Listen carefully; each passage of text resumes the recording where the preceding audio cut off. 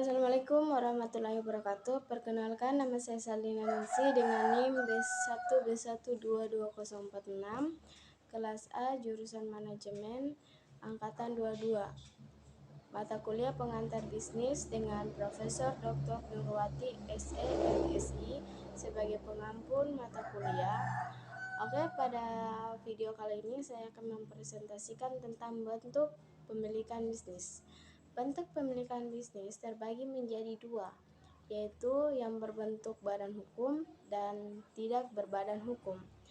Usaha yang tidak berbentuk badan hukum ialah badan usaha perseorangan, persekutuan firma, dan persekutuan komanditer. Sedangkan usaha yang berbentuk badan hukum ialah perseroan terbatas, koperasi, dan yayasan. Setelah kita membahas usaha-usaha yang termasuk dalam badan hukum dan bukan yang badan hukum, kita akan membahas tentang contoh bentuk pemilikan bisnis. Contoh bentuk pemilikan bisnis yaitu adalah perusahaan perseorangan. Perusahaan perseorangan adalah bila perusahaan hanya berusaha dengan modal kecil, maka bentuk perusahaan perseorangan merupakan suatu bentuk yang ideal. Yang kedua, firma. Di dalam kitab Undang-Undang Hukum Dagang, firma didefinisikan sebagai usaha untuk memasukkan sesuatu dalam persekutuan tersebut dengan tujuan untuk membagi hasil yang didapatkan dari persekutuan tersebut. Yang ketiga adalah CV. Persekutuan komanditer adalah bentuk persekutuan yang didirikan oleh seseorang atau lebih sekutu pengurus yang bertanggung jawab penuh dengan seseorang atau lebih sekutu yang merupakan pemberi modal dan bertanggung jawab terbatas sebesar modal penyertaannya. Yang keempat adalah PT. Sebuah PT didirikan dengan akte notaris, harus mendapatkan pengesahan dari Menteri Kehakiman, kemudian didaftarkan oleh Pengadilan Negeri dan diumumkan dalam berita negara. Yang kelima adalah koperasi. Menurut Undang-Undang Nomor 12 Tahun 1967, koperasi adalah organisasi ekonomi rakyat yang berwatak sosial dan beranggotakan orang-orang atau badan hukum koperasi yang merupakan tata usaha ekonomi sebagai usaha bersama berdasarkan atas asas kekeluargaan. Oke, sekarang kita membahas yang keenam. Yayasan merupakan suatu bentuk hukum karena harta merupakan harta terpisah dari harta-harta pengurus-pengurusnya.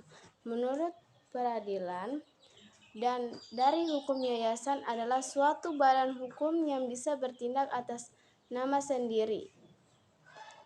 Guys, setelah itu kita akan membahas riwayat singkat koperasi. Dalam riwayat singkat koperasi ada beberapa negara yang tercatat, yaitu negara Indonesia, Prancis, Jerman, Denmark, dan Indonesia. Berikut penjelasannya. Riwayat koperasi di Inggris. R. Owen dari tahun 1771 sampai 1858, dia menganjurkan kaum buruh mendirikan toko-toko dan menguasai pertanian serta mendirikan community, yaitu tempat tinggal bersama pada daerah pertanian di sekitar tempat tinggal itu.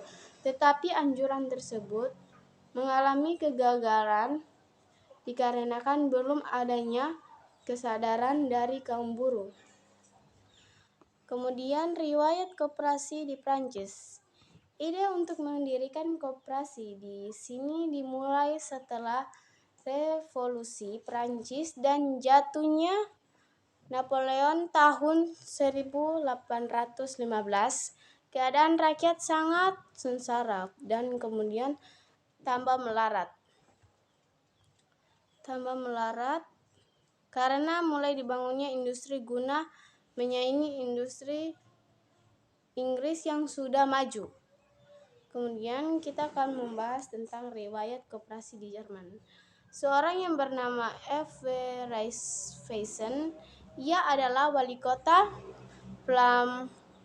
Flammerschiff, sebuah kota yang kecil di Jerman. Ia sangat sedih melihat kaum tani. Untuk menolong kaum tani, ia mendirikan perkumpulan pinjam simpan. Ia mendirikan perkumpulan tersebut pada tahun 1948. Kemudian kita akan membahas tentang riwayat koperasi di Denmark.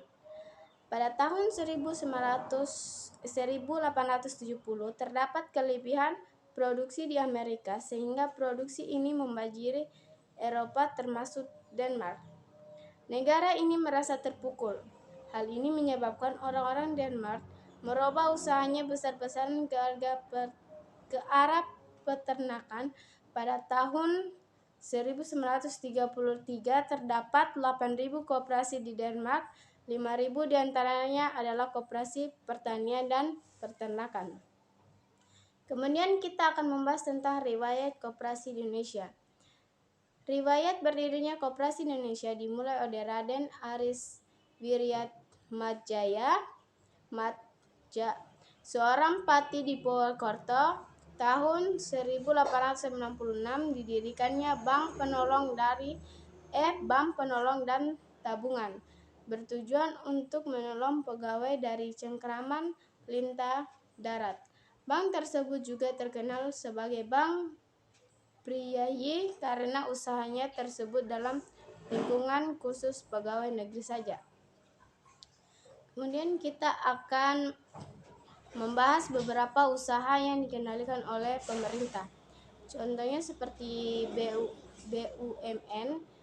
BUMN menurut Undang-Undang Nomor 19 Tahun 2003 adalah badan usaha yang seluruh atau sebagian besar modalnya dimiliki oleh negara melalui penyertaan secara langsung yang berasal dari kekayaan negara yang dipisahkan.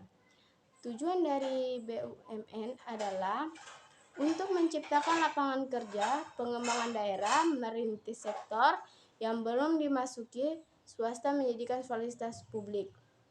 Kemudian berbagai bentuk perusahaan negara. Dalam perkembangannya, ada berbagai bentuk perusahaan di bawah kekuasaan negara, berbagai bentuk perusahaan yang dikuasai oleh pemerintah. Seperti PD, perusahaan daerah. PD atau perusahaan daerah adalah milik pemerintah daerah. Pengelolaan dan pengawasannya dilakukan oleh pemerintah daerah. Yang kedua, Perjan, perusahaan jawatan. Berdasarkan Undang-Undang Nomor 19 Tahun 1969, Perjan berkedudukan pada tingkat jawatan, dipimpin oleh kepala jawatan, bertanggung jawab kepada menteri dan dirjen. Yang ketiga adalah Perum, perusahaan umum. Ini didasarkan pada Perpu Nomor 19 Tahun 1960 dan kemudian pendiriannya diatur oleh PP, menjalankan tugas melayani kepentingan serta sekaligus untuk memupuk keuntungan. Yang keempat adalah Persero atau perusahaan negara Persero PT. Landasan hukumnya ialah Impres Nomor 17 Tahun 1967 berkedudukan sebagai perusahaan biasa, dipimpin oleh direksi bertanggung jawab kepada RPUS. Setelah itu kita akan membahas tentang bentuk pemilikan bisnis di Amerika. Bentuk pemilikan bisnis di Amerika terbagi menjadi 8, yaitu ada seperti sole proprietorship, corporation, partnership, joint stock companies, business trusts, joint ventures and underwriting syndicates, komparatif, dan grup-grup perusahaan. Kita akan membahas tentang sole proprietorship. Sole proprietorship adalah bentuk yang diusahakan oleh perseorangan. Bentuk usaha perseorangan sudah digunakan sejak zaman Mesir kuno oleh bangsa Phoenicia, Grek, dan Roma sampai sekarang sangat umum dijumpai.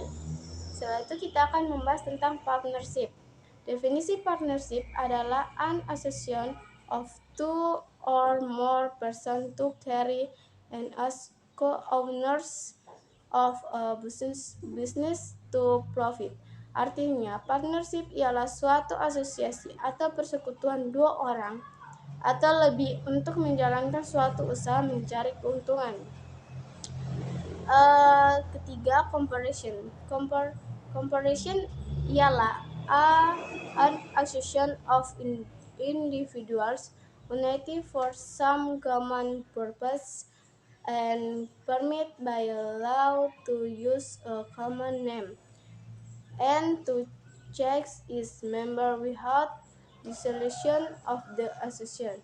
Artinya, perseroan ialah suatu asosiasi atau gabungan individu menjadi satu kesatuan dengan suatu tujuan dan diizinkan oleh peraturan untuk menggunakan nama umum dan anggotanya dapat berubah tanpa mempengaruhi asosiasi. Keempat, joint stock companies. Untuk mengumpulkan modal lebih besar lagi, diadakan joint stock companies. Asosiasi ini bersifat sukarela dengan membagi kapital atas saham-saham. Yang kelima, business trust. Walaupun bentuk ini kurang populer, business trust mempunyai keuntungan dan mengatasi kekurangan-kekurangan yang terdapat dalam bentuk koperasi. Yang keenam, joint ventures and underwriting syndicates. Bentuk ini adalah bentuk yang tertua dari tipe partnership yang berasal dari Eropa tahun 1600-an atau 1700-an. Apabila kerjasama ini dilakukan dalam usaha penjualan saham dan obligasi secara besar-besaran, disebut underwriting syndicate yang berlaku sementara. Yang ketujuh, kita akan membahas tentang kooperatif. Bentuk usaha ini agak berbeda dengan yang dibicarakan di atas. Para anggota koperasi membeli saham seperti perseroan. Satu anggota memiliki satu suara, tidak memandang berapa sahamnya dalam koperasi, dan pembagian laba ini didasarkan atas jumlah saham yang dimiliki.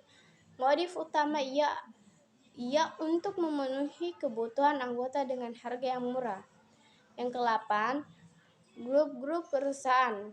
Sekarang banyak sekali kita jumpai grup-grup perusahaan. Grup-grup perusahaan berada di bawah seseorang atau sekelompok orang yang berpengaruh besar terhadap manajemen perusahaan.